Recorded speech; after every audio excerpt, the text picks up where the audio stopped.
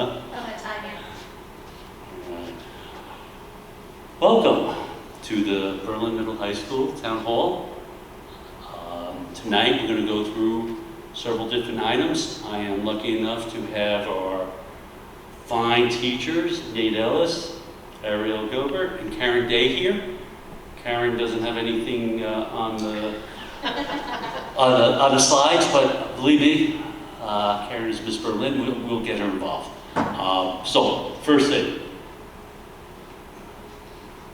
state of the building. We have what we call Building Leadership Team, BLT.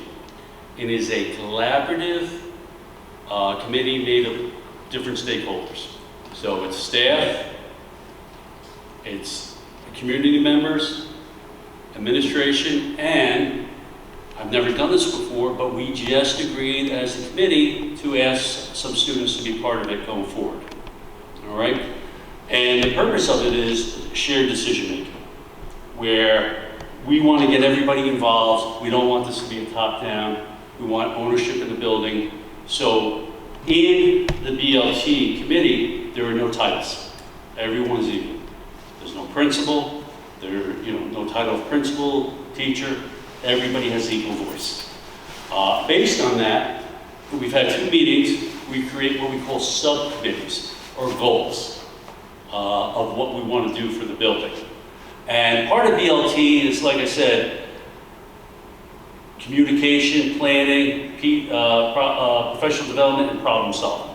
And we do that each time. So this year, our goals and subcommittees go from 1 to 7. We have our 3 people here, Ms. Gilbert, Mr. Ellis, and Ms. Day, all part of it. So for example, I'm going to put Ms. Gilbert on the spot. She was very passionate about farm to market, as well as other people. Can you just very quickly speak about like what we're going to do in that subcommittee?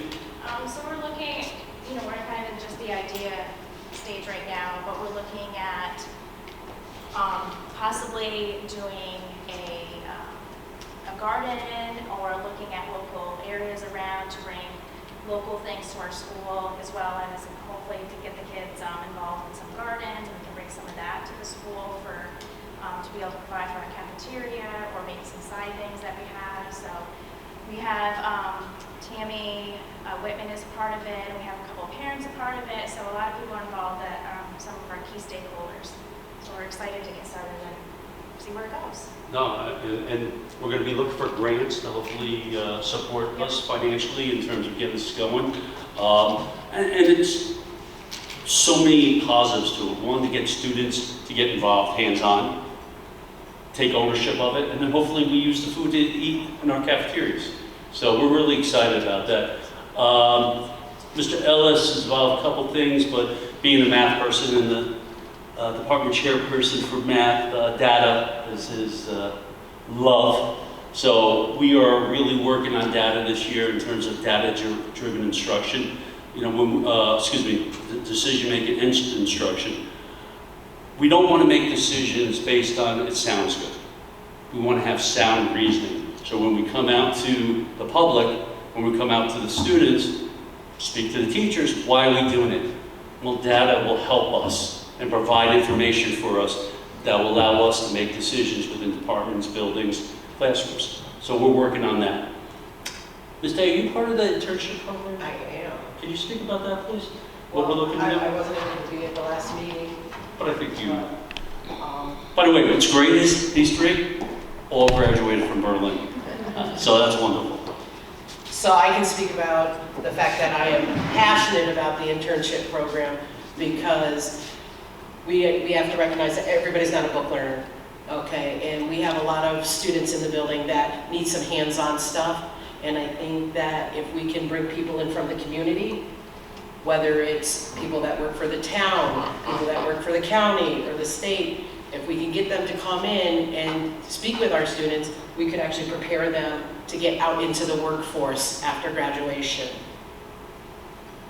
I love it. Thank you. Okay. Can I ask a question? So, Sure. is this part of the building or part of the program? Because so this is the state of the building. So the state of the building, the reason I said state of the building, what we've done so far since September 1st. Okay. And the so field, go ahead. it's not like the physical plant. No, Okay.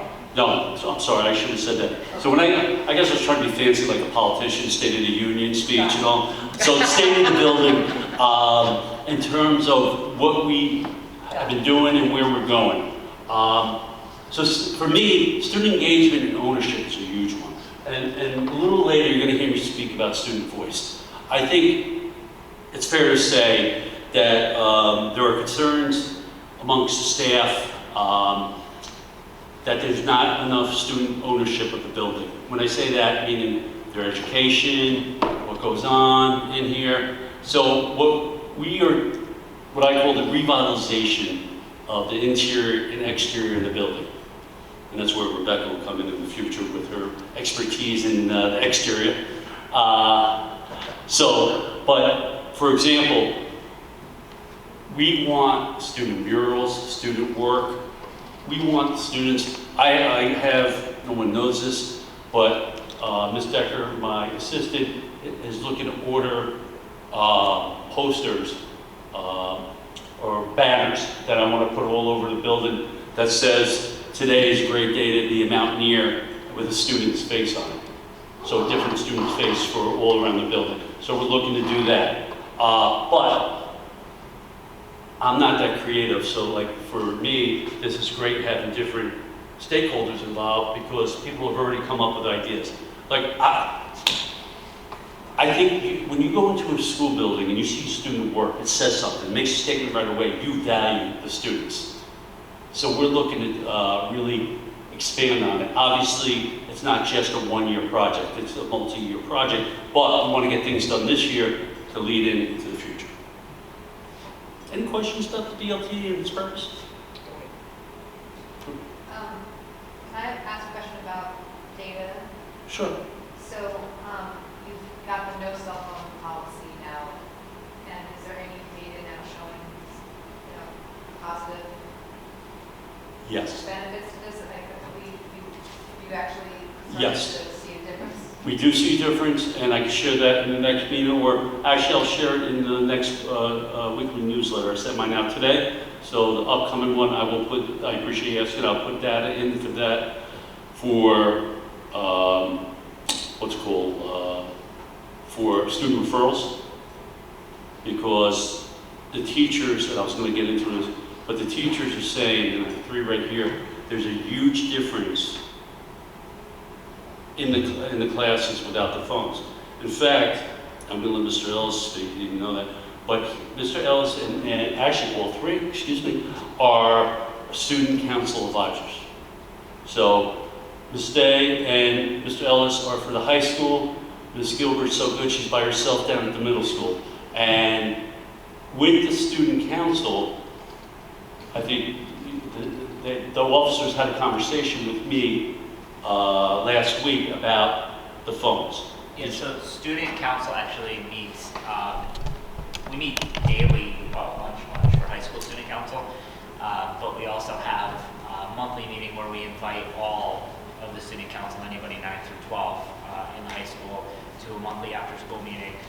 The general consensus, there were 0 complaints on the cell phone policy. As a matter of fact, the students said that they actually were thankful for it.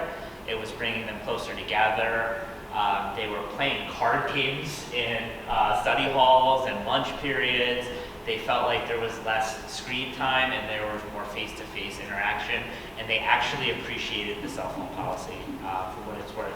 I think it's important to know when we say data, and why I wanted to be such a part of that committee. It's not just test scores. I think sometimes we get caught up in test scores and we talk about data, and it's always how well the kid's scoring on something, but there's so much more than that. It's students participating in after-school activities, students participating in athletics, students participating in committees. It's just getting that student voice out there and getting more people engaged, and that's what we're trying to do. So my son or my daughter both seem to call me like almost every day or something, and they're going to the office to call me now. Is that a problem for No. the office, for kids No. using their phones No. in the office?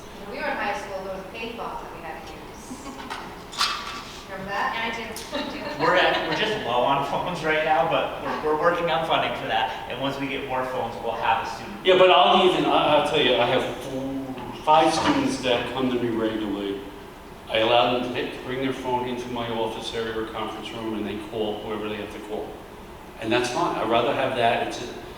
It's there. We have the routine set up, and then they put the phones right back. The intent was never to stop communication between students and their families or guardians. It was to stop it in the hallways, to stop it in the classrooms, so we could focus on instruction, classroom behavior. Things aren't videoed and sent out, and there was bullying going on with that. We have been very successful. Are we perfect? No way. But we are a lot better today than last year at this time. One of the things that was interesting, one of the things that the officers brought up to me, they said, we should be able to, what was it called? Memories? Officers? Student council. Yeah. Student councils. Memories. So the student council's officers spoke to the lower grades, and they bring back some of the concerns. So one of the concerns was Making memories. Making memories. Recording memories. recorded memories. So, can we have the phone for this? Can we have the phone for that? And we spoke as a group, and we just felt, and I actually presented it at our last BLT meeting, Building Leadership Team meeting, and everyone was absolutely not, because we're afraid to let the horse out of the barn, right? And what we did do, though, because as a group we spoke, and the yearbook has a class, and they have photographers.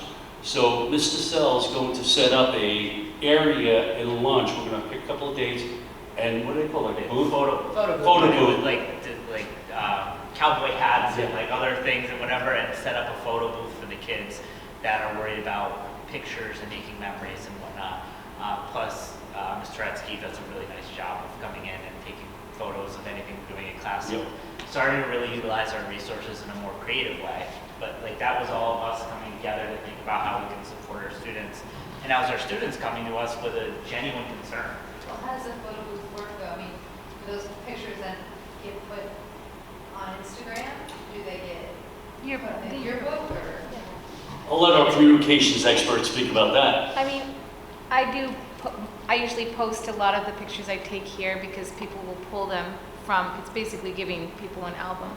But with the yearbook, which I think we had when we were in school too, you have a yearbook club that kind of wanders around the school during the day, especially on spirit days, and it's the kids taking their own pictures, and they have a whole class of their own this year to design the yearbook, where Ms. DeSalle was doing that, after school, whenever.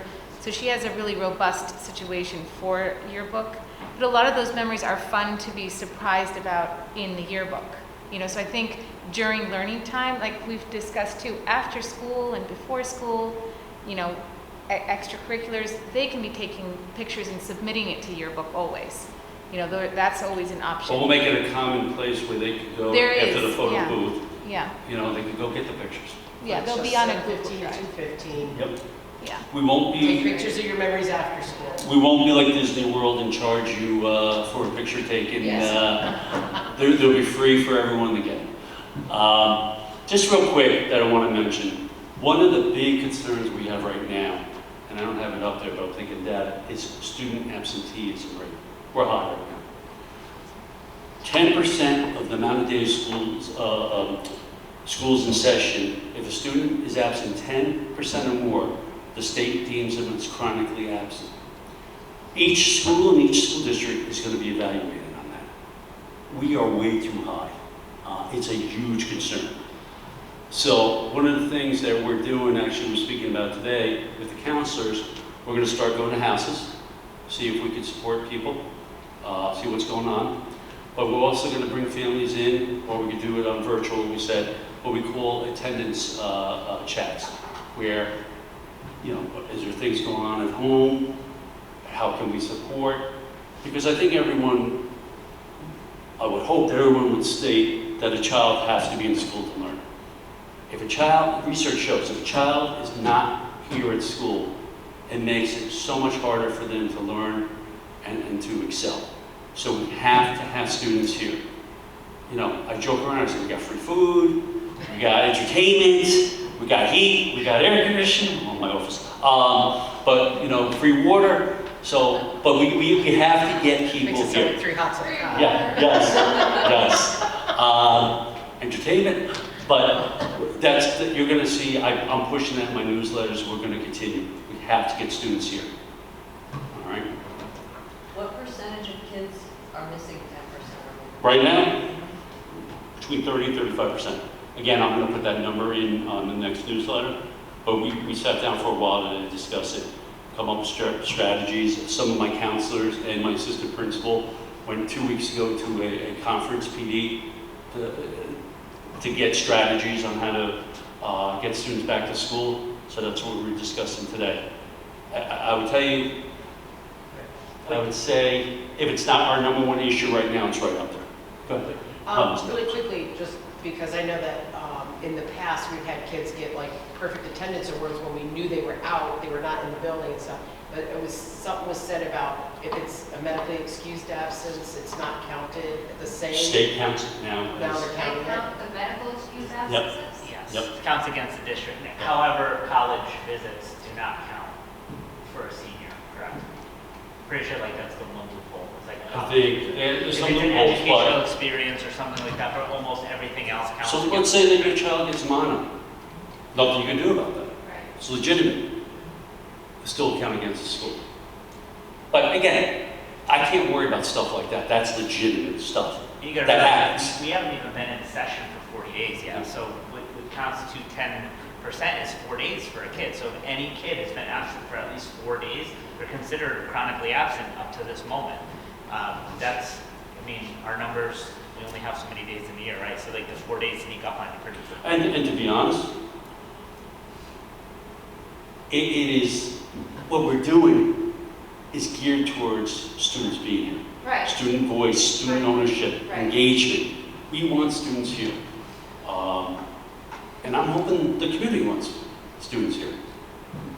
Yes, But Commissioner. for those Mr. Resnick, absences sorry. that are like for sickness, is there still that program of PM school where you can go and get that time back or no? Yes, but we haven't started it. I actually, did you get a? I got that invite. So we're actually, is it this week?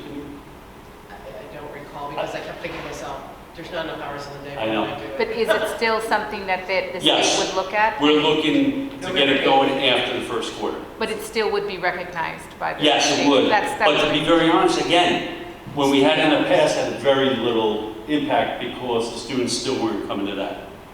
Yes. So that was kind of a focus thing, sorry to say that. No, I appreciate it. But, my daughter was one of these people that was supposed to do that. She had COVID and she was out and for, the 5 days and that put her right into that Absolutely. cycle. But she stayed late with her math teacher rather than start with somebody who knows nothing about her, what she's doing. She was responsible and stayed late with her math teacher. She got credit for And then that. she got credit Yes. for that. But, so I think that there are better ways than, I was online and waiting on the phone for these people and, Well, it was a bunch of hooey compared with her being able to right. get with her teacher, take care of what she needed to do, make up what she missed specific to her classes. So Ms. Stay has been part of, or Ms. Korzak has been part of the PM school. We all agree, I don't want to put words in your mouth. We all agree with what you're saying, and we know that we have to get it to it. Like, we got to change it to meet the needs of the students. Right. And that's our discussion coming up, that The try way to it was change it. kind of pushed out there to sign up for, it seemed very clearly intended to meet the school's need for attendance as opposed to the student who missed the school's need to get back with what they needed specifically to do for their classes. See what I mean? I think that you said that Yep. excellent. I couldn't say it better. Yeah. We don't disagree with you. I don't think the communication from the administrative side has been very good on that. So that's part of the reason we're having the meeting coming up, so we can,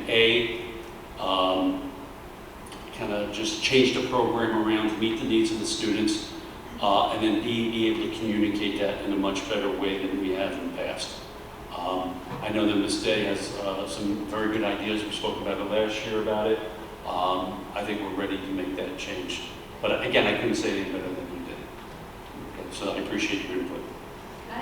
I want to make 2 points, and I hope this is relevant. You only paid for one? I didn't pay for it. You gotta wait your turn. So many people. So many people here. Okay. I'm wondering what the schools, if there's a policy or there's a incentive or disincentive for kids to be encouraged to graduate early. I only say that because I think that kids should only be doing that for very good reasons, and I think that there's a lot of benefit for kids to stay through their senior year, for the school community at large, for sports, for just the health of the school. To have a strong senior population, I think is really important. Also role models. Mm-hmm. And you know, my son came home after a meeting with his guidance counselor, who had suggested the idea to him, and I was like, I'm not interested in pursuing that. You know, I feel like if a kid might be slated or, you know, tagged as somebody that could be eligible to graduate early, that should be a conversation that happens first with parents before it happens to kids, and then they're like, "Oh, this is exciting! I can get out of here sooner." You know, like I was very upset about it. I felt like it was overreach, really. I don't disagree with you as a parent myself, unless there's an extraordinary reason. I would not want my child to graduate early. That's just a personal thing. I'm not saying, but Just personal, but then there's lots of reasons for the school to not be encouraging it too. But I think that's a conversation that any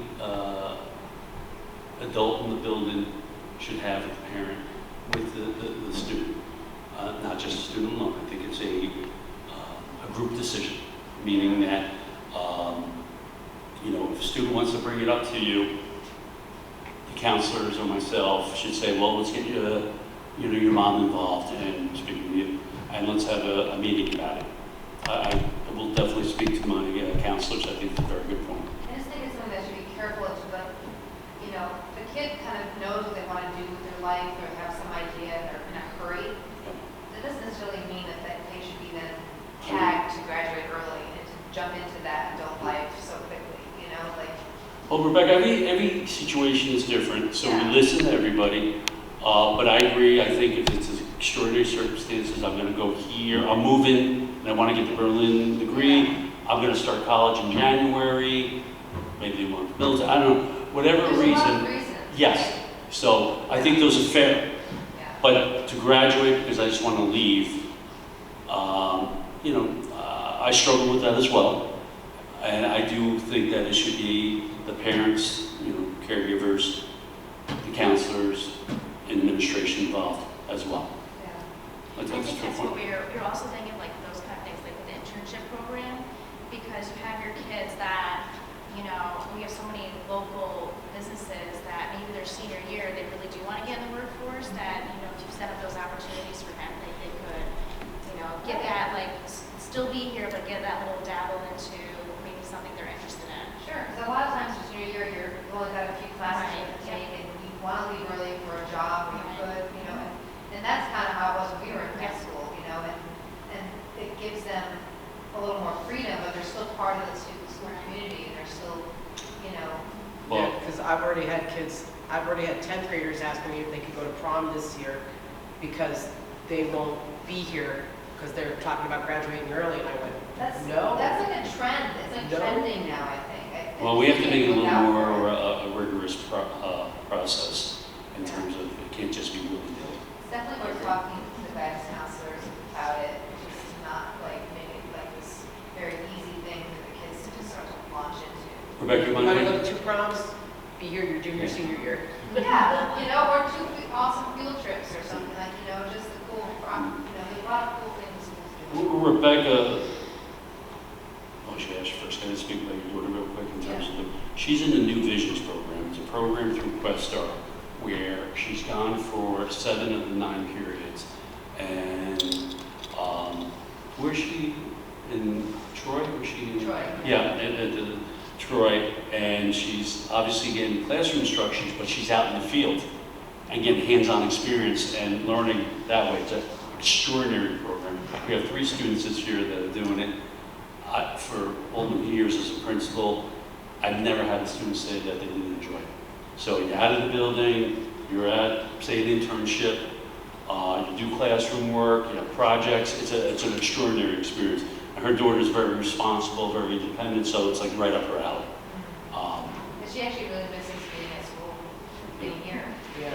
She misses the community here, you know, so it speaks a lot for the Yeah. school. I know. And her. But I mean, but she's getting a wonderful experience with Yeah. that. But yes, we miss her. So Minga, I'm going to put the statistics out, and Nate is the guru, Mr. excuse me, is the guru of Minga. That's our electronic pass system. It's extraordinary. We were looking at data early today, Ms. Reynolds and I, and again, in the upcoming newsletter, I'm going to put a whole section for data that'll be part of it. What's interesting is the bathroom passes, number one, but when we shut down the lockers, the passes went down in total. Because what was happening was students get a certain amount of passes per day. So when they were using up their bathroom passes, they said they were going to go to their lockers, but then we're going to the bathrooms. So we said no more lockers. If you need to go to a locker, just call down and we'll have you escorted, there.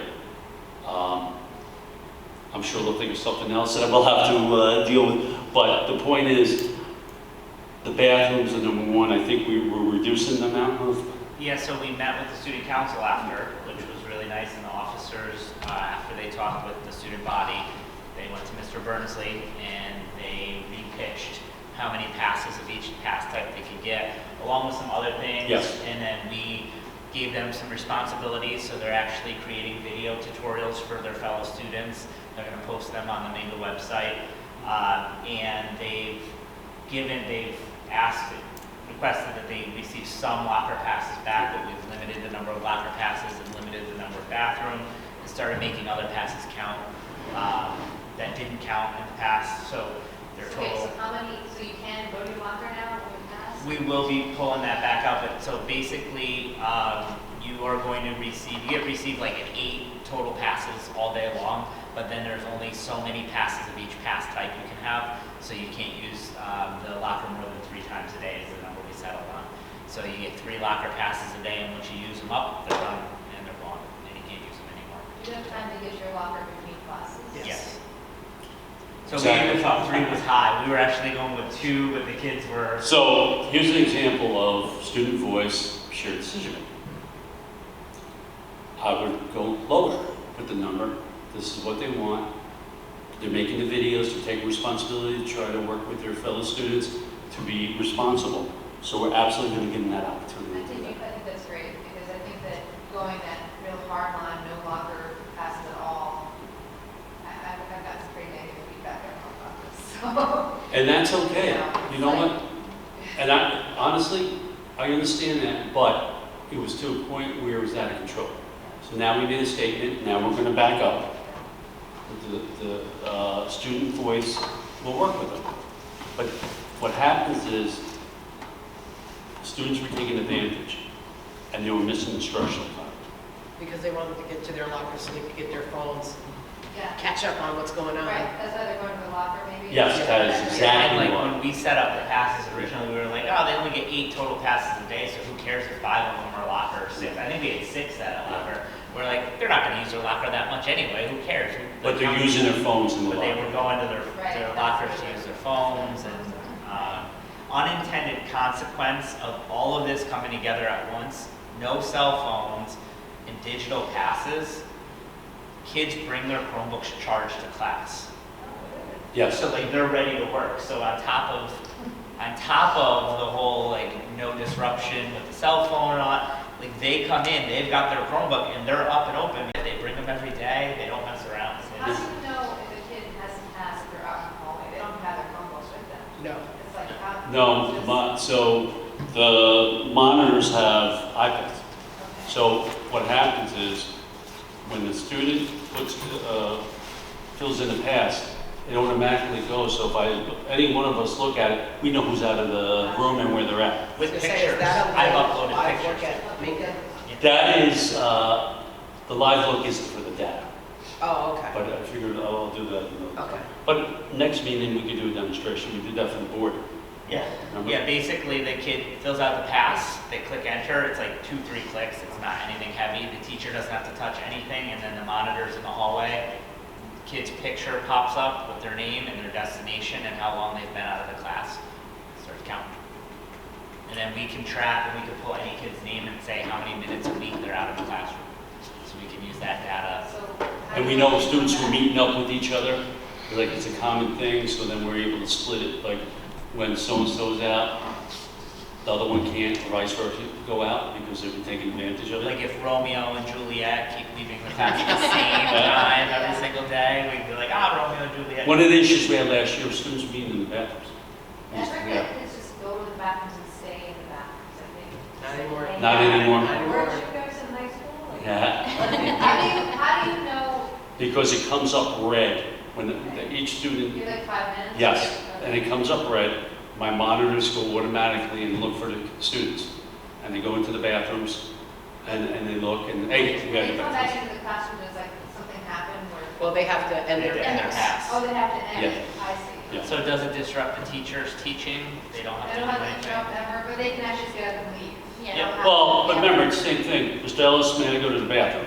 Yep, right a pass. Like the kid just walk out. Well, it depends on the teacher. I ask them to ask. Okay, I see, so like depending on the teacher, you might say, you want to pass, it's fine, but make sure you just let me know you're doing that, is that? Or like some teachers say, listen, one at a time, just don't make any noise, don't make any interruptions, whatever. Right? Each teacher, Yeah, okay. you know, Yeah, has and their I own. had kids sign in my class, they could go. She has sixth graders, she has angels in there.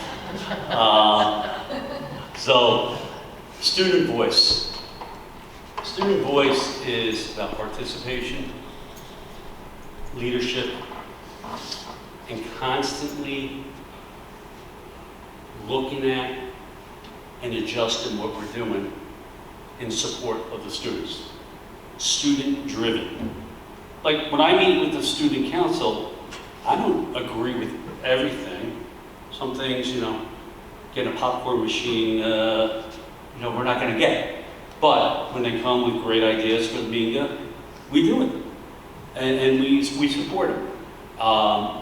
It's very important, going back to the attendance piece, engagement, ownership.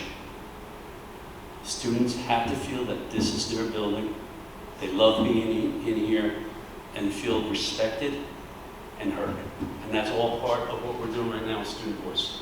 Are you, like, I hate to put you on the spot, are you able or prepared to talk about student voice on the academic awards and the parent? So, for the question from the audience is, students that get on the principal's list and the other academic list, what are we doing to celebrate them? So I've worked with Mr. Ellison today with the student council on making adjustments, because last year, I think we all agreed, it wasn't getting the response from the students that we wanted. So What did you do last year? we met in the gymnasium on period 9, and Ms. Day did the best that she could in terms of getting on that microphone and being our MC. They would do different games, but they would announce all the students. And so it was just a lot. So what we're going to do this year is, and Mr. Ellis, please correct me, the principals list, we're going to have a dinner after each quarter with invite their families, so we can honor them there with their families. I think that's important. And other students, we're going to announce them over the loudspeaker, or what did we say we're going to do? list? Yeah, no, I think we were gonna do some like cafeteria videos. cafeteria, yes, thank you. Yep, we'll write it up.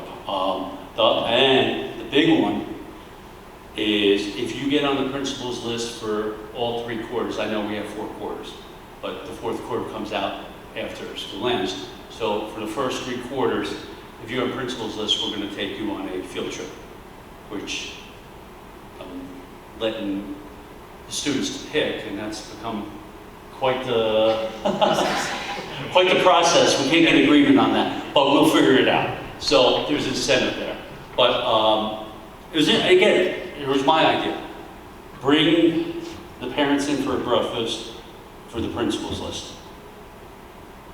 Student council, speaking to other students around the building, remember they're the voice of the students, felt that doing a dinner would be much better and great equality because more people could come to it. So I said, okay. They were very concerned, the student body was very concerned with parents losing time at work. Yes. So, which was really responsible, I think. and that was totally, the students made that decision. I told Mr. Ellis he was wrong, they shouldn't do it in the morning, but he was insistent. No, that was me, in all honesty. What is the GPA or principal's list grade you have to get? It's 94.5.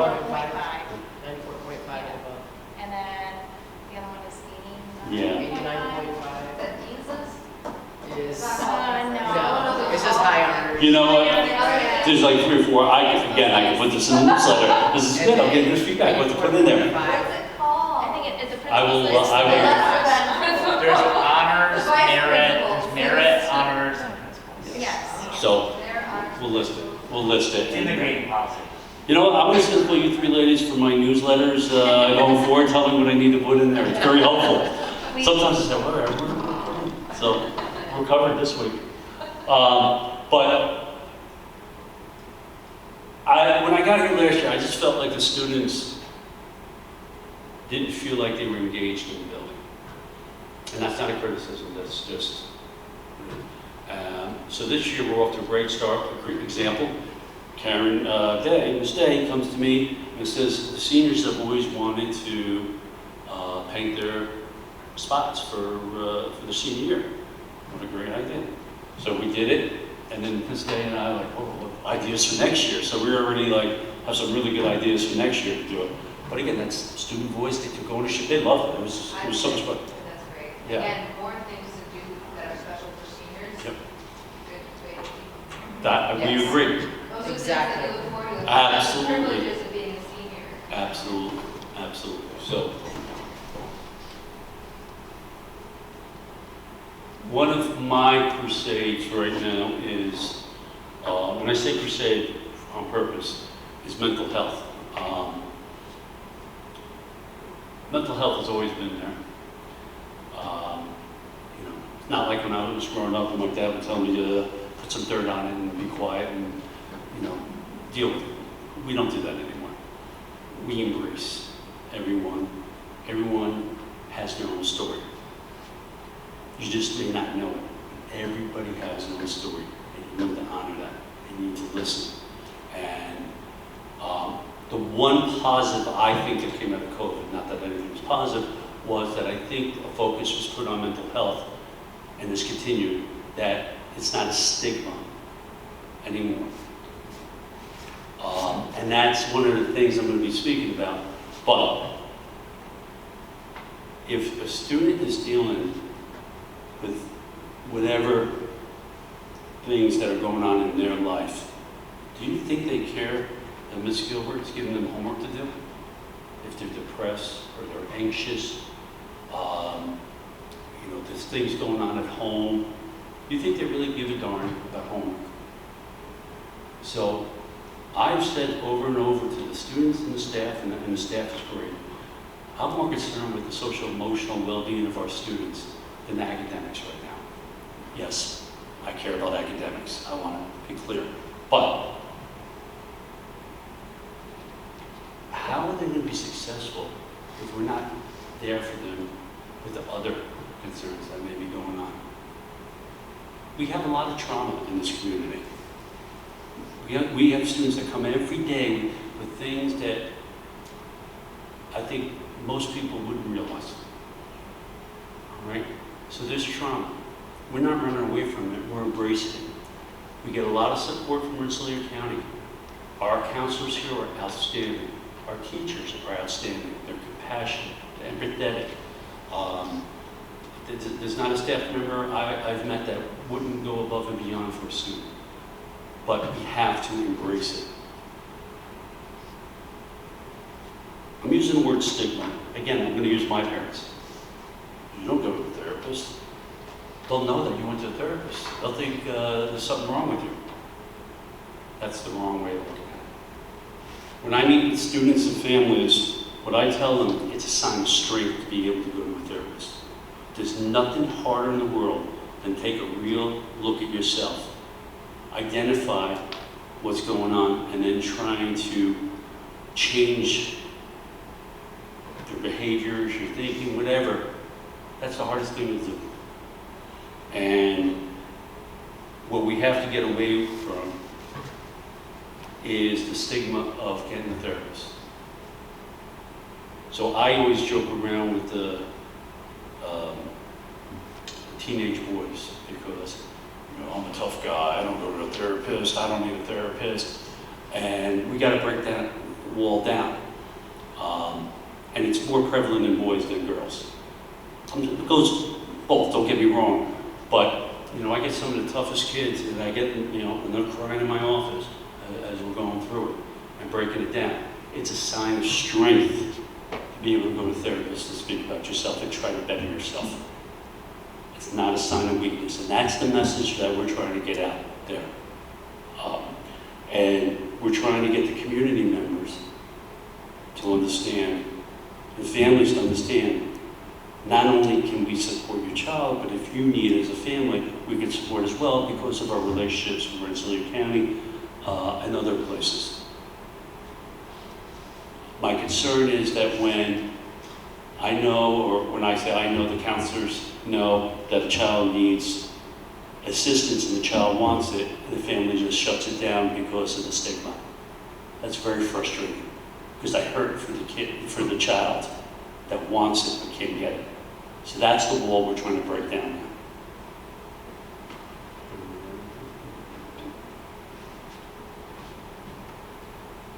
And it just goes through, I mean, we haven't even discussed it, but I guarantee the three teachers here who've had a long career, they know students that have had mental health concerns.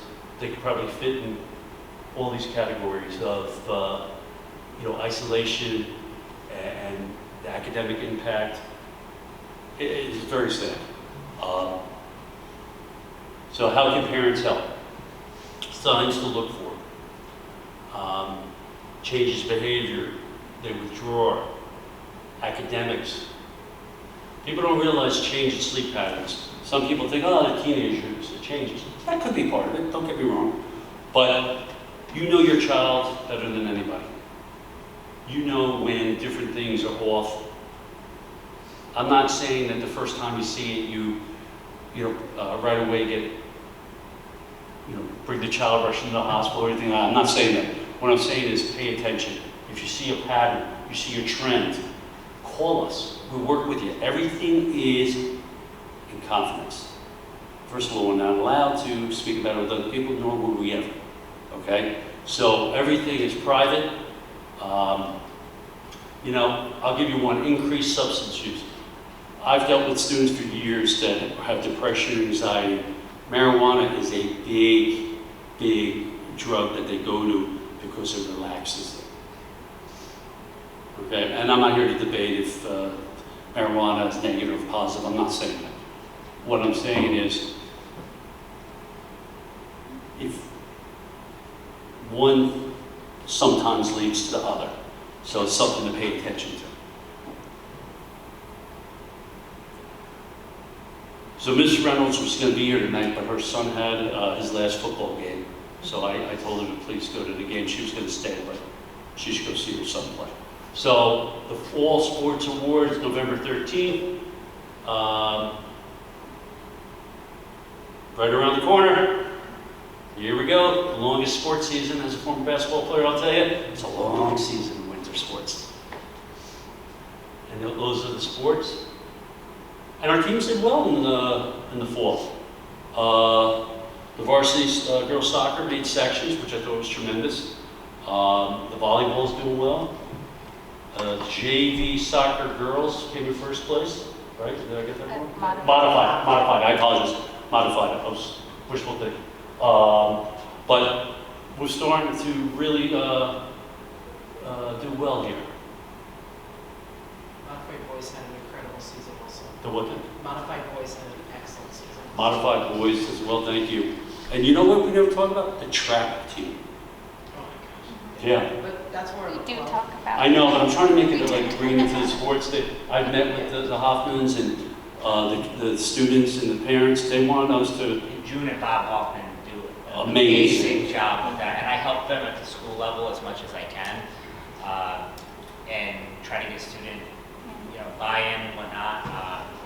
They have some amazing athletes, and they're just doing, they are doing some awesome work. And you want to talk about a real reflection of our It's an student eclectic body. group. It's an eclectic group, and it's beautiful. And we're taking it. We're so proud of them, and so thankful for Bob and June Hoffman. We're buying them official jerseys because they went to states last year, and they're like, other teams had like these fancy shirts. I'm like, oh no, we're gonna have some fancy shirts. So again, students picked out the shirts. Out So of we're the gonna buy. top 10 shooters, I think there's about 10 schools, 9 or 10 schools that participate through the county, and the top 10 shooters, 5 of them were Berlin kids. Yeah. We got kids shooting like perfect scores. Perfect scores. It's What's it? But we have a good, I promote it just like I do the sports, I stay in good contact with June and I go out there whenever she wants me to and cover it. So, and I do try to promote them. So I do think we've been giving them a pretty good voice the last couple of years. fall season. No. No, fall and spring. spring. And so the hard part with them is since they're a club and New York State laws with firearms and such, it is 100% funded by fundraisers. Like they can't take any money from the school. So all of the funding, all of everything is all fundraisers by Bob and June Hoffman. They do an amazing job making sure that the program self-sustains. And I could buy them shirts. yeah, I could buy them shirts. yeah. I am not buying them guns. Okay, I want to be clear. They shoot to the Berlin Rotted Gun Club. Bob and June, it's a labor of love. Oh yeah, they give So 2 passionate. days of practice a week to And they got neat fundraisers. They have one. They're selling these really cool shotgun shell wreaths Yeah, that they have June makes two. all by that herself. June's making. Yeah, What's They the look food? awesome. What's the big, Rachel posted it, it's on, she's got it posted. Yeah. what's the food that every year is like? Oh, they do half a cow or half a pig, Yep. and they sell their raffle tickets, because Bob raises them. Oh, yeah. Yeah, does the- it's the neatest thing. So please support them. Yeah, we And the usually get a BNL team of- raffle. We'll get like teams of teachers when they do events, and teams of teachers will go and shoot against the kids. It's a lot of fun. Yeah. It's, Yeah, And they're the great. buses taken to the Rotted Gun Club, no Go on. buses. Oh, buses. I'm sorry, I didn't hear. No. Everything. No transit. No, it's all student. Parents. They bring them. The school doesn't School provide cannot. transportation. No. I'm sorry, I didn't hear. Cross country is running tomorrow in sectionals too. I'm sorry? Cross country is running tomorrow in sectionals. Cross country's running In the tomorrow in Wasserman- sectionals. in the Wasserman. Where's that again? In the Wasserman League champion in Queensbury. Queensbury, right? Yeah. So, real quickly, I know we've been here a while, I apologize. I'm just going to go over MTSS, ELA with Ms. Gilbert, and then Matt with Mr. Ellis. So, when we speak about MTSS, that's something you hear all the time. Think about it as, and I know traditionalists will get mad at me, but think about it as a form of academic intervention services, response to intervention, and social and emotional support. Because as you know, and I've already said it, if you just look at the academics of a student, you're not being fair. You need to look at the whole child. And social emotional, as we mentioned before, is part of it. So, Mrs. Gilbert and Mr. Ellis have really done a great job this year of driving, I guess, changing the program around to meet the needs of the students. And we're trying to make it geared towards the needs of the Berlin students, not just a canned program that's out there for everyone. So if you just want to speak really quickly about some of the things that we're doing, like the labs that we're doing in 6th and 7th grade. So we've had labs in the past, and with everything shifting the schedules, we really wanted to bring them back. So Mr. Bernsley was very supportive of us having the lab time. So the lab time is giving us that extra ELA time in 6th grade. It gives them another 40 minutes every other day. So that's really allowing us to have time where this year the 6th grade is using IXL, so we pull data from that, and I can see like students are still struggling with different skills. So during that lab time, I can start breaking off my groups and really focus in on the groups that maybe need more of a central idea, or maybe I have some students really struggling still with writing topics, sentences. So it's given us that ability to, because the 40 minutes, as you know, like in any classroom, to get through all the state standards, it's a lot. So it's more direct intervention. Right. You know, no two children are alike, so it allows like Ms. Gilbert to look at her students and say, David needs assistance with this, Nate needs assistance with that, and she's able to, in the labs, work with them, you know, sometimes individually, sometimes in small groups. Sort of like a science lab, but for English. Right, yeah. Right. And just trying different strategies. I know Mr. Ellis can talk a little bit about, I know 7th grade is doing some different more like projects. Well, important point is that, and there's no criticism of anybody, but 70% of our students, approximately 70% of our students that are coming from 5th grade to 6th grade are not proficient, based on New York State testing, are not proficient in ELA or math. So, What percentage? approximately 70% of our students that are going from 5th to 6th grade are not proficient in. Is that year over year, or is that a cohort that needs to be? It's definitely last year, Yeah. but it's around there. Anywhere, I would say anywhere from 65 to 70% for For ELA. literacy is definitely, and if you look, yeah, math has been more successful. Math is probably, we're getting probably 55 to 60% of students are not proficient coming from math. So when we get them, we have to really.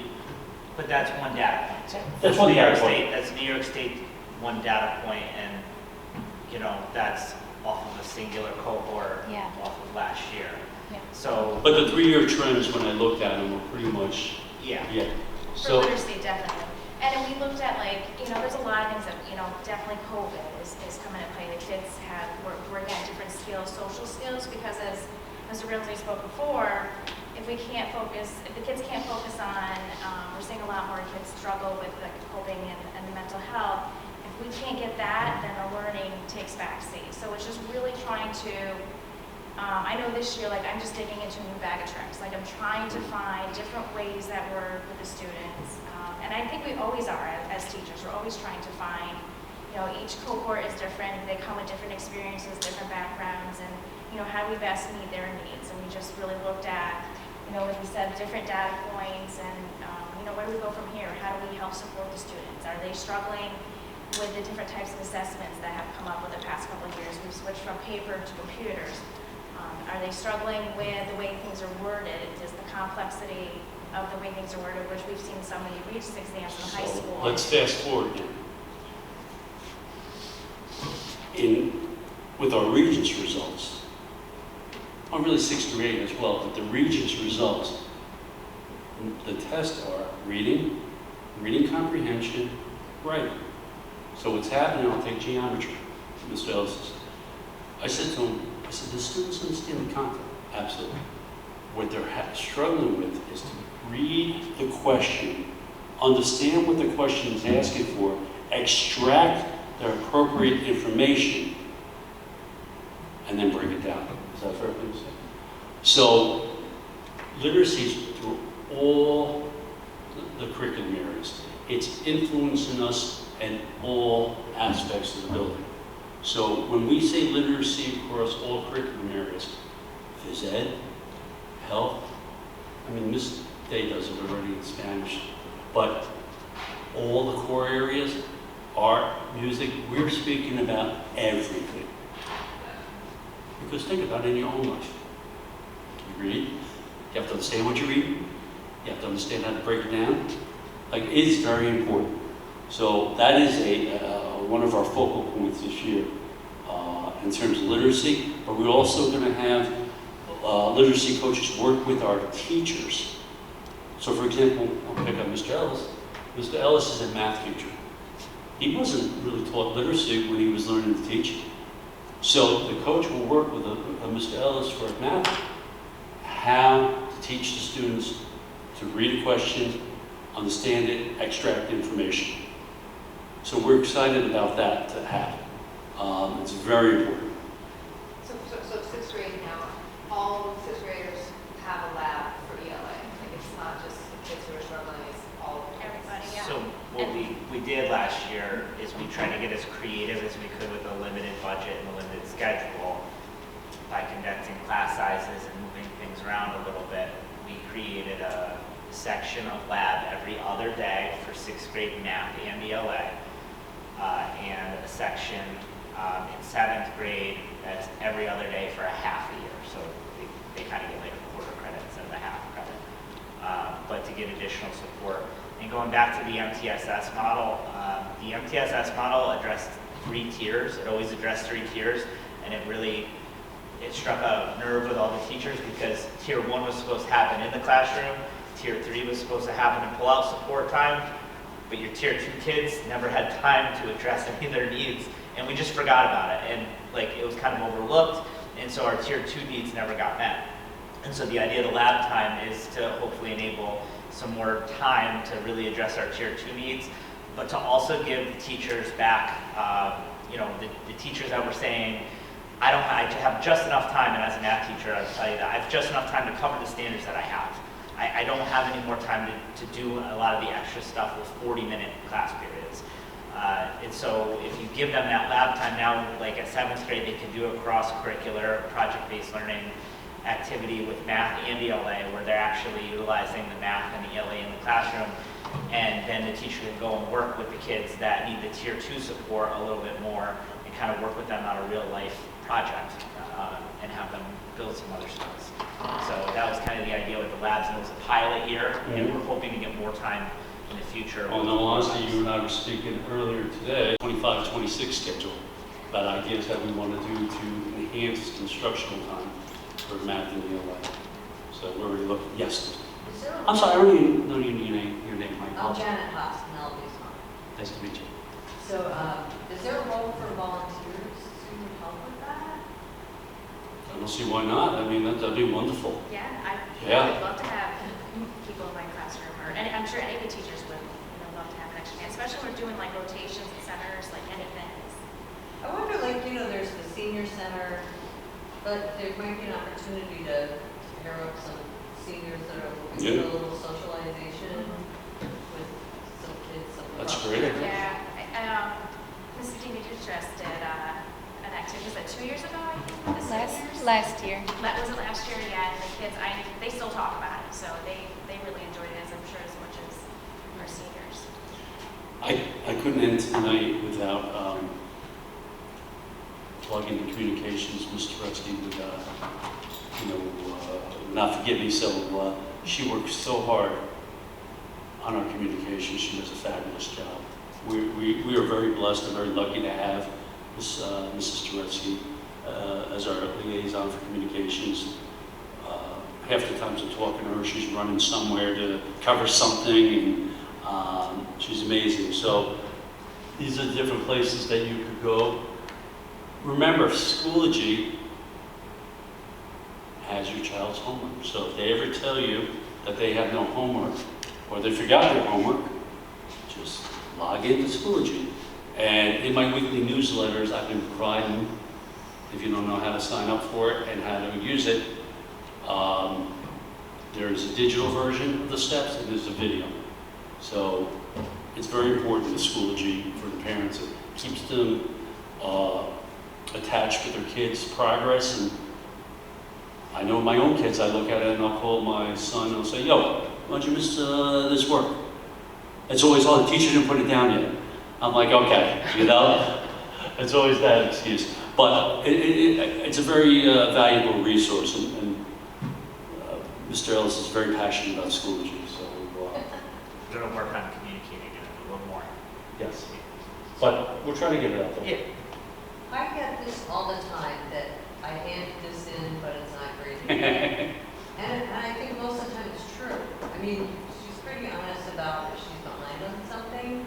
So I didn't know if there's a way, am I missing something where if it's not yet graded, it's marked as? There's a 2-week grace period. So teachers in our grading policy have up to 2 weeks to put grades in for when an assignment is submitted. Hopefully it's not going quite 2 weeks, that would be the goal, but that is like the limit. Is there a way that within Schoology that like the submitted, this like. Submitted, it's not missing, it's not. So There it's is. Submitted but not missing. So graded. like, then good teacher, take your time, but I know that my work is done as. It's a very good question. So what a teacher, if it's a hand-submitted thing, Yeah. traditionally what a teacher would do is not mark it as something that needs to be submitted. So it shouldn't be coming up as overdue or late if it's something that's handwritten and submitted. Now, if it's a digital version of something, then Yeah. there's a submission date, and then when they submit, Schoology captures that and lets you know as a parent. But like I'll use an example, I use exit tickets in my classroom when I put them in gradebook, but I uncheck the submitted part. So it doesn't come up as overdue even if it's blank. Okay. So even if it takes me 3 days to score, which it won't take me 3 days to score, but it takes me 3 days. Yeah. See, this is good, so. So like for me, when I have parents ask, I didn't know there was that check, so if it's like an essay, like I can't obviously grade an essay when they first Right. hand it to me. So for 6th graders, I say if there's a dash, then just, if they say they hand it in, until you see a 0 or missing, like don't panic. Right. And then when you see the 0 missing, then, be at the point, but the dash just means that could have been submitted. But It just does isn't each graded. teacher do this differently? The dash should be the We're- same for everybody. Yeah, but we're trying, there's some certain things, And that's let's be honest, some teachers take longer than others, and that's not a criticism. Yeah. It's just, we're trying to get more consistency throughout the faculty. I never want every teacher to do everything exactly like. I like to give the independence for teachers. We don't micromanage, but yes, we try to be consistent on how we do grades and all. And let me just add, you can communicate with the teacher anytime and ask. Yeah. You can But I email want them. to do that every week, like, okay, did you hand this one in? But you know Well, what? I don't check it every week. Yeah. But traditionally, traditionally teachers do certain things. It's like missing, if the teacher puts missing would mean that the student needs to turn it in. Yeah. Whereas if it's a 0, that means that the student got a 0. But- So sometimes though, Janet, you're right, because my son tends to check it every 5 seconds, Yeah. and it's very like a panic thing, but sometimes it does come in as a 0 or missing, even though it has been submitted. So that is something to look at, and he gets very panicked every time, and I tell him every time, no, it's not, you just handed that in yesterday, it's okay. So I think there is something in Schoology to maybe have it like a dash, because I remember you, We'll Ariel, clean you that know, up. Right, that yeah. he Yeah, was like, something that's a like dash. It's kind of the boy who cried wolf. Yeah. Because I ask and she says, I turn that in. But can I just Stop say, looking. can I say, Stop looking at it. please communicate. I don't care if you're sending something each week. It's your child. You have a right to know. We are trying to encourage parents to communicate. Well, and that gives me support as a Schoology support specialist. Like, it gives me I won't want to use the word ammunition, but now I can go to a faculty meeting and say, like, hey, I got parents complaining that they're not going to look at their child's stuff because it's not really up to date anymore. And so now that gives my teachers a little more buy-in when I get to say that. And I have colleagues here now. This is perfect. Like, I thank you so much. By the way, now you gave us a something for. My faculty meeting's November 6th, you gave me an agenda item for that now, so. I just took his faculty meeting. I don't realize it. So, I definitely have to share decision-making. I'll send out something to you three each time I have to do a newsletter or a agenda. Well, it's I kind mean- of anxiety provoking when you Yeah. think about, so if you have kids who don't care, then they don't care. If you have kids who do care, and a part is missing, and they turned it in, and then I'm asking about it, so I've decided to de-stress on that. 'Cause Well, I feel like my. I have 5 kids, and my middle child was obsessed with it. And it was like, Sid, don't, like, check it once a day. Yeah. Don't check it every 5 minutes.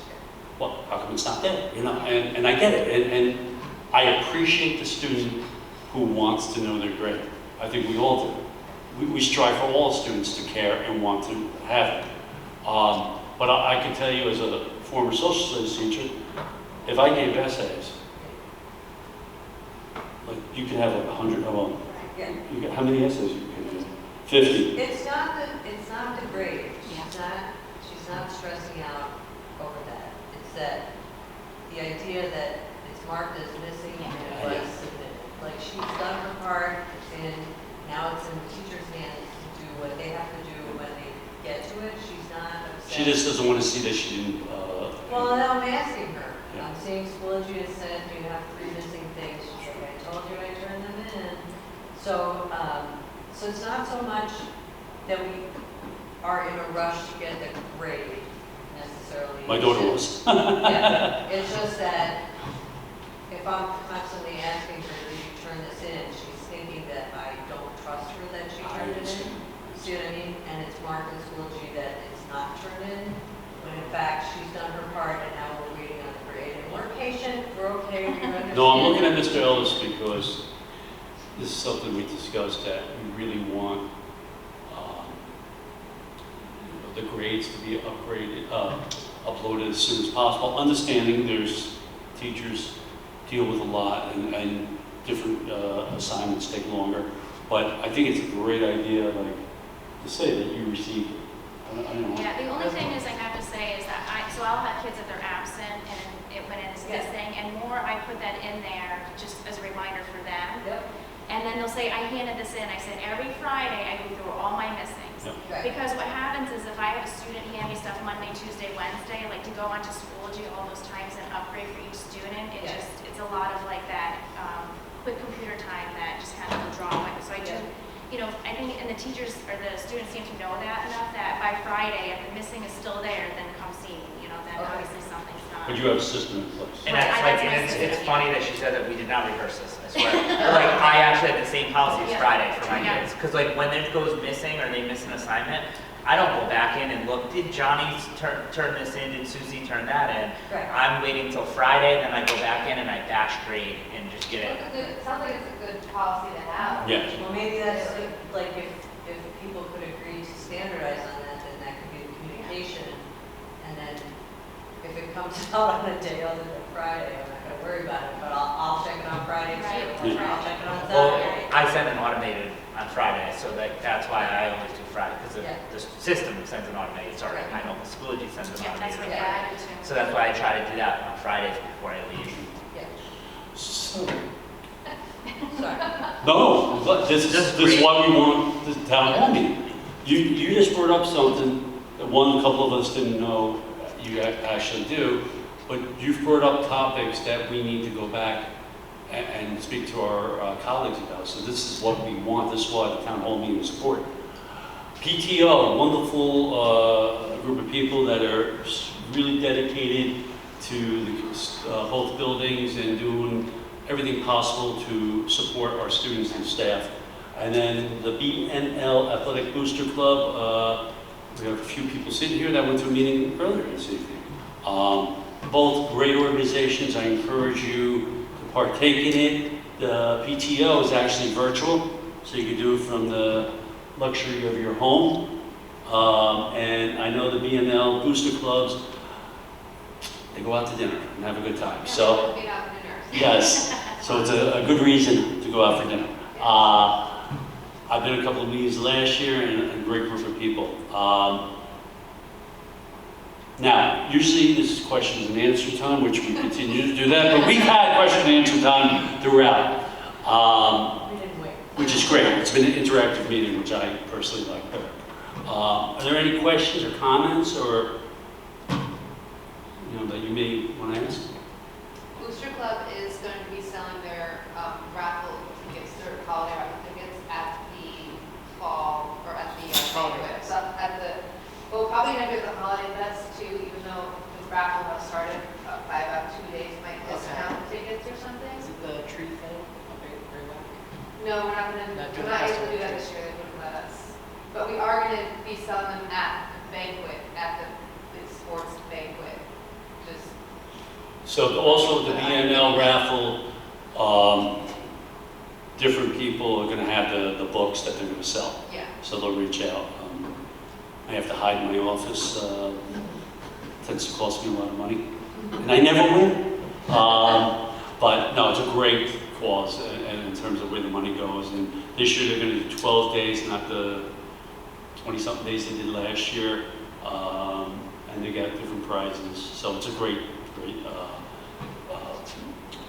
raffle that really assists the students.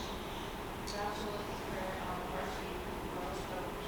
Yeah, we need a varsity basketball girls coach and a modified boys basketball coach. Okay. I know that Ms. Reynolds is looking. I know, there's not enough hours in the day. I'm going to tell you what, Miss Day. Okay, Mr. Alex. Yeah, I don't do anything.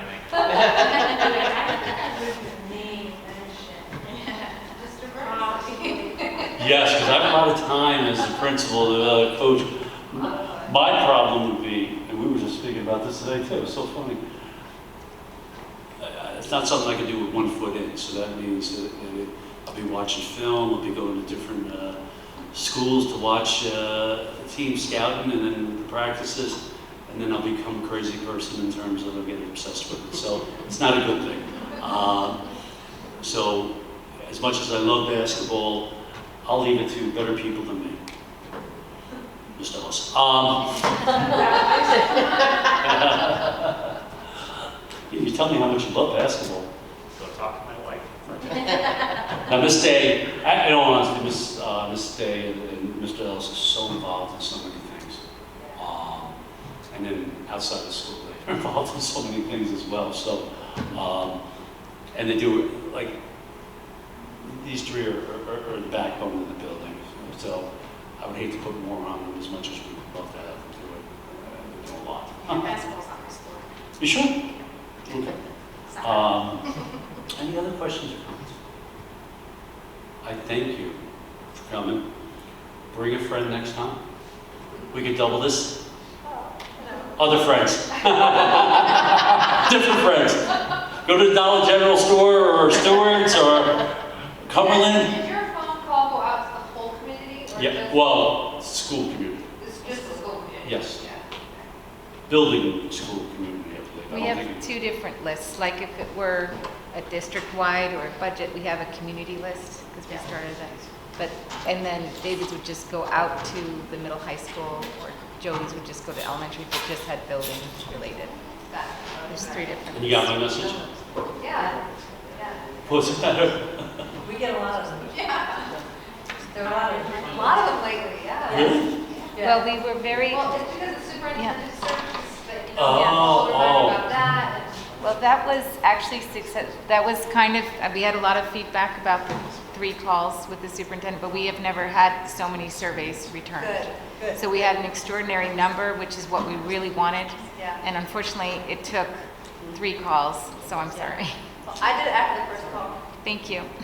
Yeah, well, I find, I send emails now, I send a text as well, let you know the email, but the phone calls seem to really, Are you gonna send weekly newsletters every, like? That's what I've been doing. That's your plan? I have the whole. yeah, Man, I have like set aside time to read your emails. it's a lot of I'd information. like to save, Like monthly, I gotta right? save this until, Monthly, right? Would be- I don't know that you can do it weekly unless you feel like you have something to say. It's like the New York Times Sunday edition, you have to set it aside for the whole week. Yeah, I know. I'm like, oh, Bernsley, I gotta say this. Well, a lot of it, There's some parts that just are from week to week until the date comes. There hasn't been great communications from the middle school, high school. Mr. Retsky and I spoke about that last year, that I really needed to communicate because there hasn't been a lot in the past. So, yeah, so not only do I send a newsletter to the community, I send it to the staff as well, separately. I was off the last 2 weeks with staff because of my pneumonia, and then this last week, I had pneumonia. I was out for a week. I didn't read it. She's saving it for the week. She's saving it for when she can't sleep. You know what? For Rebecca, I have to do the audio version. So when she drives, go to Audible and you can download it weekly. It's gotta be an AI for that. Yeah, definitely has to be AI for that. But anyway, read what parts that you think are important. It's just, Mr. Retsky and I have spoken about it. Like, I don't know what to leave out because what is in there is valuable information. It may not be for everyone, but it's for everyone in the sense that there's different sections that are important. So it's... That's why you put that table of contents at the top. Yes. You can just kind of click on what you feel might apply. So, if you read the whole thing, I got a gold star for you in my office. Okay, thank you. I appreciate it. I even printed it. Thank you. But is it helpful though, getting the information? Does it communicate with you, like, what's going on? The I thought feedback? there's going to be a little bit more sports talked about tonight, that's why I came. Well, That's why. I'm sorry. From this point forward, Ms. Reynolds will come because the fall season is over. But she will, each town hall meeting, she'll have a section this week. Okay, we'll work on that. Anyway, thank you.